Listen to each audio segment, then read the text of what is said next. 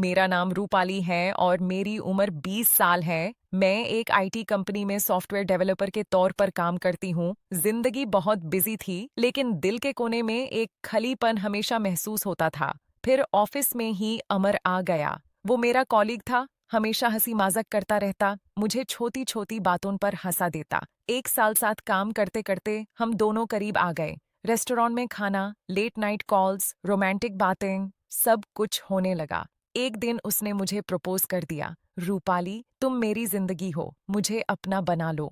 मैं खुशी से रो पड़ी थी और हाँ कर दी। घर वालों ने भी रिश्ता एक्सेप्ट कर लिया। शादी को सिर्फ 20 दिन बाकी थे। घर में प्रेपरेशंस चल रही थी। मैं ऑफिस जाती और सपने देखती रहती। उस रात याद है मुझे, ऑफिस से बाहर निकालते ही मौसम बिगड़ गया। तेज बारिश होने लगी। रात के 12 बज चुके थे। मैं सड़क किनारे खड़ी थी, कपड़े पूरे तरह भीग चुके थे, ठंड से कांप रही थी। ऑटो नहीं मिल रहा था। तभी एक बड़ी सी लग्जरी कार मेरे सामने रुक गई। विंडो खुली और एक हैंडसम लड़का बोला, अंदर आ जाओ, ऐसी बारिश में बाहर मत खड़ी रहो। उसने मुझे पहचाना था। मैं भी पहचानती थी उसको। वो हमारे बगल वाली बिल्डिंग में सीईओ था, आकाश। लिफ्ट में कई बार आंखें मिलती थी। वो चुपके से देखता रहता। कभी लिफ्ट ऑफर किया था, लेकिन मैंने मना कर दिया था क्योंकि अमर आ गया था। उस रात डर और ठंड ने मुझे मजबूर कर दिया। मैं उसकी कार में बैठ गई।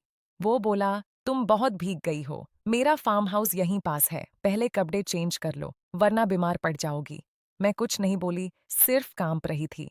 फार्म हाउस पहुंचकर उसने मुझे अपना टॉवल दिया, अपनी शर्ट और पजामा। फिर वो बाहर चला गया। मैं कमरे में गई, बाल सुखाने लगी हेयर ड्रायर से, गीले कपड़े उतारे, बॉडी पोंछने लगी, और तभी दरवाजा खुला। आकाश अंदर आ गया। एक सेकंड के लिए दोनों खामोश। उसने तुरंत सॉरी बोला और दरवाजा बैंड कर दिया। मेरी सांसें तेज हो गई थी। शर्म से चेहरा गर्म हो रहा था। मैंने जल्दी से उसकी शर्ट पहन ली और टॉवल लपेट लिया। बहुत देर बाद जब मैं बाहर निकली तो वो किचन में ऑमलेटे और गरम चाय बना रहा था। सॉरी, मैंने नॉक किया था, उसने कहा। हम दोनों खाना खाने लगे। उस वक्त मेरी शर्ट की ऊपर वाली बटन खुली थी और वो देखे जा रहा था। दिल जोर जोर से धड़क रहा था। फिर वो मेरे पास आया, बटन बैंड करने लगा। उसकी उंगलियां मेरी स्किन को छू गई। मेरी सांसें रुक सी गई। उसने मुझे अपनी बाहों में भर लिया और हम दोनों बेहक गए।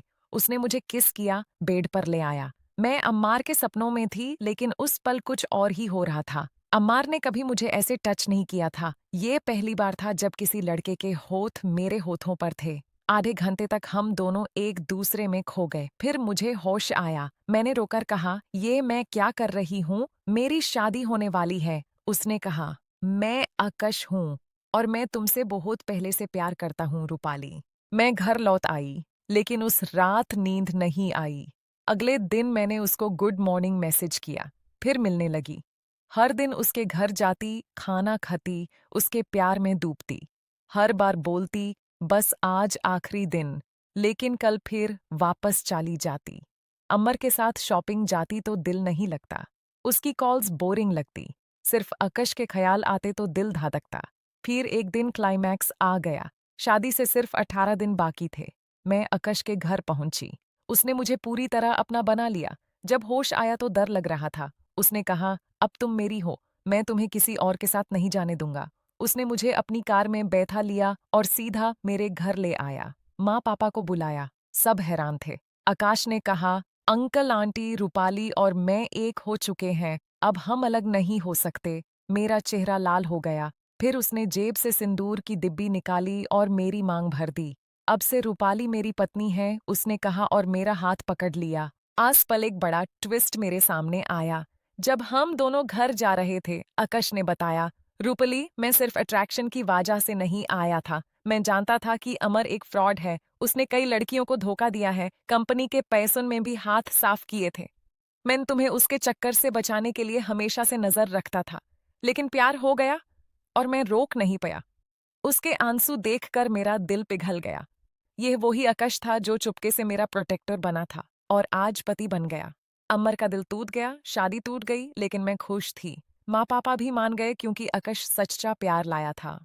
आज हम दोनों साथ हैं। जिंदगी ने जो मोड़ दिया उसमें समझ आया कि कभी कभी जो गलत लगता है वो असल में आपको सही जगह ले जाता है। दोस्तों, ये कहानी सिखाती है कि सच्चा प्यार कभी छुप नहीं रहता। कभी कभी जो इंसान आपको अनजान लगता है वो आपका सबसे बड़ा सहारा बन सकता है। अपनी फीलिंग्स को समझो, गलत रास्ते से बच जाओ और जो दिल को सच्चा सुकून दे उसी के साथ चलो। अगर कहानी दिल को छू गई हो तो अभी चैनल सब्सक्राइब कर लो, बेल आइकॉन दबा दो और लाइक शेयर जरूर करना। मिलते हैं अगले इमोशनल कहानी के साथ।